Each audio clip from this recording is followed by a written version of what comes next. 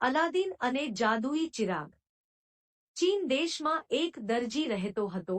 તેને અલાદીન નામનો એક પુત્ર હતો। અલાદીન બેદરકાર અને રમતિયાળ હતો। દરજીને હંમેશા તેની ચિંતા રહેતી।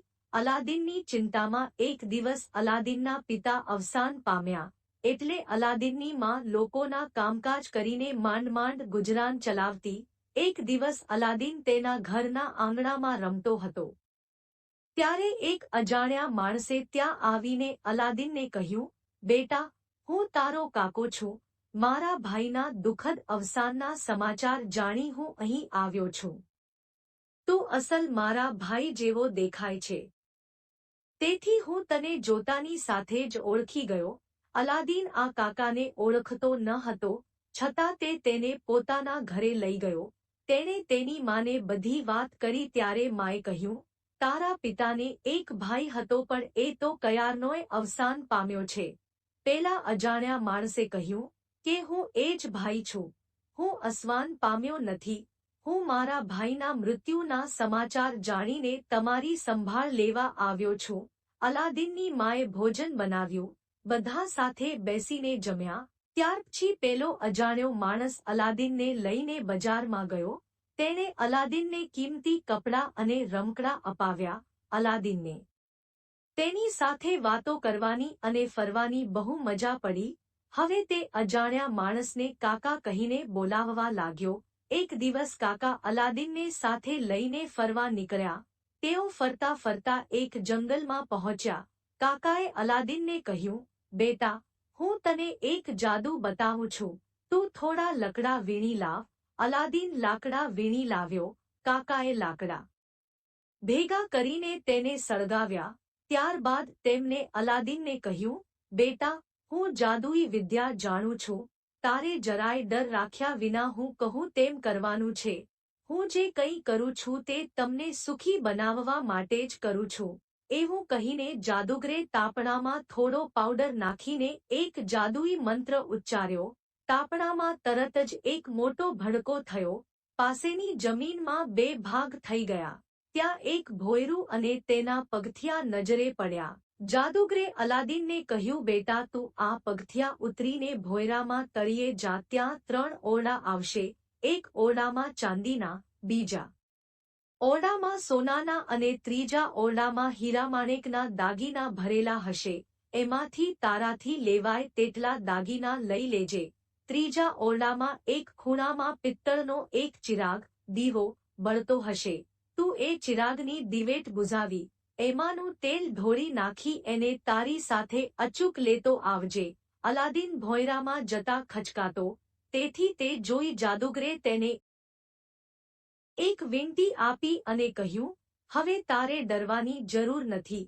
તું સંકટ સમયે આ વીંટીને તારા ગાલે ઘસજે। વીંટી પહેરતા જ અલાદીનમાં હિંમત આવી ગઈ। તે પગથિયા ઉતરી ઓરડામાં પહોંચ્યો। ત્યાંનો ચળકાટ જોઈને તે સ્વસ્થ થઈ ગયો। તેણે 3 ઓરડાઓમાંથી લેવાય તેટલા દાગીના પોતાની સાથે લઈ લીધા। ત્રીજા ઓરડામાં એક ચિરાગ બળતો હતો। તેણે એ ચિરાગ બુઝાવી દીધો। એની દિવેટ ફેંકી દીધી અને એમાંનું તેલ ઢોળી નાખ્યું। પછી તે ચિરાગ લઈ પગથિયા ચડવા લાગ્યો। પગથિયા ઊંચા અને સીધા હતા, તેથી તે પગથિયા ચડતા ચડતા હાંફવા લાગ્યો। ભોંયરામાંથી બહાર નીકળવા માટે 2-4 પગથિયા બાકી હતા ત્યારે તેણે જાદુગરને બૂમ પાડી, કાકા, હું ખૂબ થાકી ગયો છું। તમે અહીંથી બહાર નીકળવામાં મને મદદ કરો। જાદુગરે અલાદીનના હાથમાં ચિરાગ જોઈને તેને કહ્યું, બેટા, તું મને ચિરાગ આપી દે, પછી હું તને બહાર આવવામાં મદદ કરીશ। અલાદીને નિર્ણય કર્યો હતો કે પોતે ભોંયરામાંથી હેમખેમ બહાર નહીં નીકળે ત્યાં સુધી જાદુગર ઉપર વિશ્વાસ નહીં મૂકે। તેથી તેણે જાદુગરને કહ્યું, કાકા, હું બહાર આવીને એ ચિરાગ તમને આપીશ। જાદુગર ગુસ્સે થઈ ગયો। એ ખરેખર અલાદીનનો કાકો ન હતો, તે એક લુચ્ચો જાદુગર હતો। તેને જાદુઈ ચિરાગ મેળવવો હતો, પણ એ તેની જાતે એ ચિરાગ મેળવી શકે તેમ ન હતો। તેથી તેણે અલાદીન પાસે આ કામ કરાવવા માટે તેના કાકાનો સ્વાગમ વેશ રચ્યો હતો। જાદુગરે સળગતા લાકડામાં ફરી પેલો પાવડર નાખ્યો અને એક જાદુઈ મંત્ર ઉચ્ચાર્યો. તાપણામાં ઉરીથી ભડકો થયો અને ભોંયરું બંધ થઈ ગયું. એટલે જાદુગર ત્યાંથી ચાલ્યો ગયો. અલાદીન ભોંયરામાં પુરાઈ ગયો. તેને થયું કે હવે તે ભોંયરામાંથી કોઈ દિવસ બહાર નહીં નીકળે. તેથી તે રડવા લાગ્યો. રડતા રડતા પેલી વીંટી તેના ગાલે ઘસાઈ ગઈ. તરત જ એક જીન, પ્રેતાત્મા, એની સામે હાજર થઈ ગયો અને બોલ્યો, હું આ વીંટીનો જીન છું. બોલો, હું આપની શી સેવા કરી શકું? અલાદીન થોડા સમય સુધી તો કંઈ જ બોલી ન શક્યો. પછી તેણે કહ્યું, મારે મારી મા પાસે જવું છે. જીને તરત જ અલાદીનને તેની મા પાસે પહોંચાડી દીધો. દીકરાને જોઈને મા તેને ભેટી પડી. અલાદીને સોના, ચાંદી અને હીરાના દાગીના તેમજ પેલો પિત્તળનો ચિરાગ માને આપીને સઘળી હકીકત તેને કહી સંભળાવી. આ બધું જોઈ માં ખુશ થઈ ગઈ અને બોલી, દીકરા, જરા આરામ કર, હું તારા માટે ભોજન બનાવી લાવું. અલાદીને કહ્યું, માં, તારે હવે જરાય મહેનત કરવાની જરૂર નથી. આપણો સેવક જ આપણું બધું કામ કરશે. પછી અલાદીને વીંટી એના ગાલે ઘસી. તરત જ જીન અલાદીનની સેવામાં હાજર થઈ ગયો. તેણે અલાદીનના હુકમ પ્રમાણે સોનાની થાળીમાં જાતજાતની સ્વાદિષ્ટ વાનગીઓ હાજર કરી દીધી. મા દીકરાએ પેટ ભરીને ભોજન કર્યું.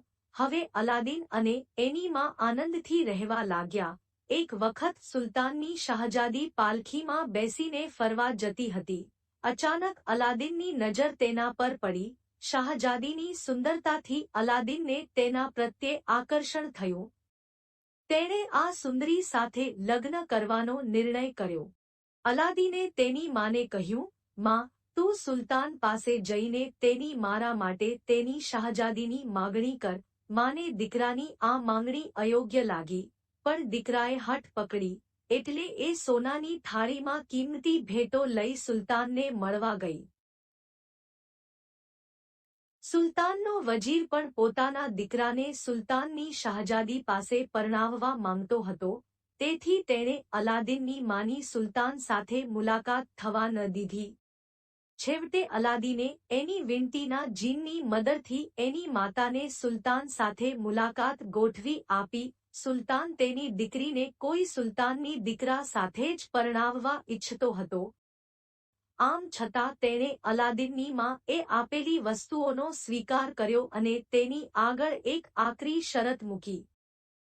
જો તમારો દીકરો 8 દિવસમાં મારી શાહજાદી માટે રહેવા માટે એક સુંદર મહેલ બનાવી આપશે તો હું મારી શાહજાદીને તમારા દીકરા સાથે પરણાવીશ. અલાદીનની માએ સુલતાનની આ વાતને મંજૂર રાખી. માં ઘેર જઈ અને એણે અલાદીનને સુલતાનની શરત જણાવી દીધી. અલાદીનને તેની વીંટીને ગાલે ધસીને જીનને બોલાવી દીધો. અલાદીને સુલતાનના મહેલની સામે જ એક બીજો નવો મહેલ બનાવી આપવા હુકમ કર્યો.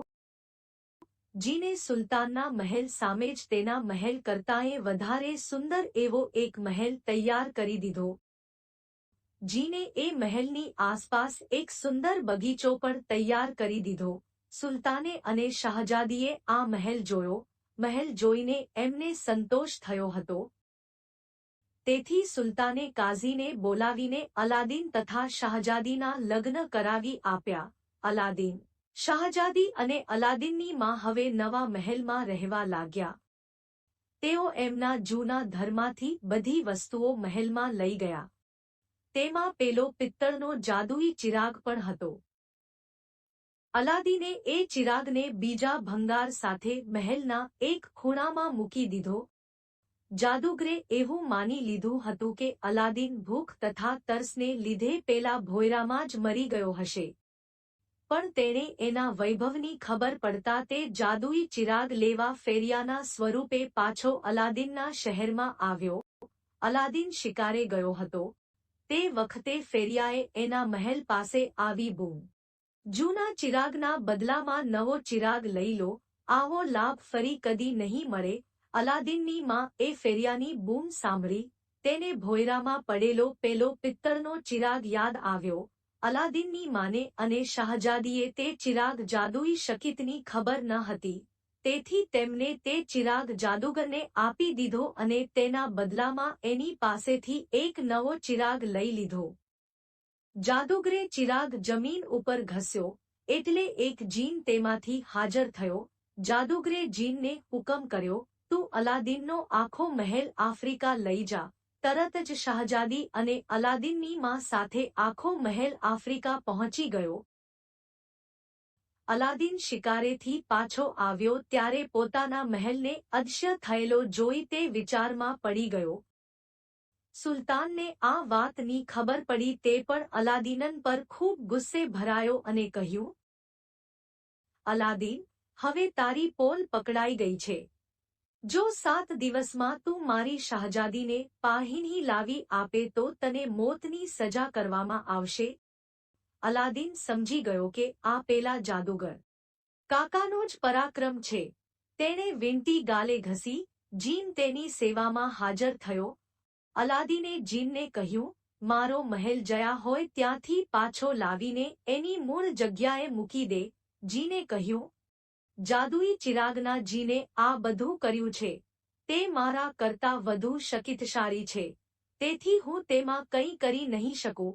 અલાદીને જીનને કહ્યું, તો પછી તું મને મારી માં અને શાહજાદી પાસે લઈ જા. જીન તરત જ અલાદીનને આફ્રિકા એના મહેલમાં લઈ ગયો. જાદુગરને ખબર ન પડે એવી જ રીતે અલાદીન પોતાની માં અને શાહજાદીને મળ્યો. એ બધા એકબીજાને મળીને ખૂબ જ રાજી થયા. ત્યારબાદ અલાદીન અને શાહજાદીએ મળીને એક યુક્તિ વિચારી લીધી. જાદુગર સાંજે મહેલમાં આવ્યો ત્યારે શાહજાદીએ તેની સાથે પ્રેમભર્યું વર્તન કરી તેને ખુશ કરી દીધો. પછી તેને મીઠું શરબત પીવડાવ્યું. તેમાં તેણે ઝેર ભેળવી દીધું હતું. જાદુગર શરબતના 2-4 ગ્લાસ ગટગટાવી ગયો. થોડા સમયમાં જાદુગર પર ઝેરની અસર થતાં તે મૃત્યુ પામ્યો. અલાદીને જાદુઈ ચિરાગ શોધી કાઢ્યો અને તેને જમીન પર ઘસ્યો. જીન હાજર થયો ત્યારે જીનને આખો મહેલ એના મૂળ સ્થાને પહોંચાડવાનો હુકમ કર્યો. જીને અલાદીનના હુકમનો તરત જ અમલ કર્યો. બધાને હેમખેમ પાછા આવેલા જોઈને સુલતાન રાજી થઈ ગયો. સુલતાને તેનું રાજ્ય અલાદીનને સોંપી એના 2 જીનની મદદથી લોકોને ખૂબ સુખી કર્યા. તેણે ઘણા વર્ષો સુધી રાજ કર્યું.